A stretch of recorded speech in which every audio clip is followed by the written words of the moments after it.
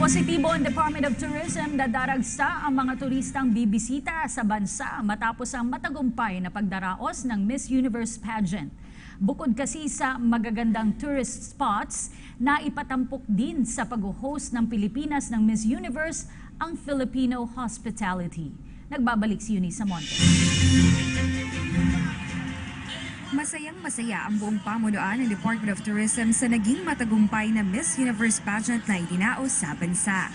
Ayon kay Department of Tourism Secretary Wanda Tulfo-Teo, malaking bagay na maipakita sa buong mundo hindi lamang ang ganda ng mga tanawin sa Pilipinas, kundi pati na rin ang walang katulad na hospitality ng mga Pinoy.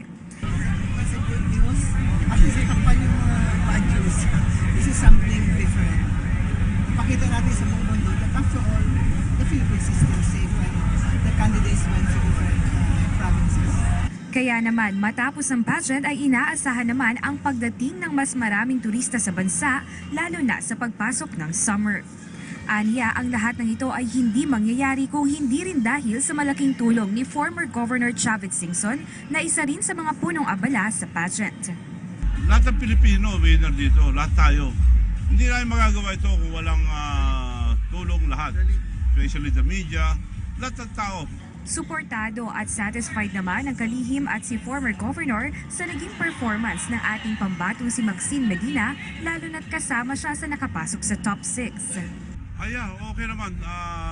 She did her best. Pero ganyan naman ang beauty contest eh. Swertehan lang. So kagaya ni Pia nung araw, 3 beses sumali. So talagang ganyan ang beauty contest. Samantala, nakahanda namang suportahan ng DOT ang bagong Miss Universe na nagmula sa bansang France. Di man naiuwi ang corona, feeling winner naman ang mga pageant fans dahil dito ginanap sa ating bansa ang prestihiyosang pageant ng Miss Universe. At bukod dyan, may bonus pa dahil pwedeng mag-selfie dito sa higanting corona.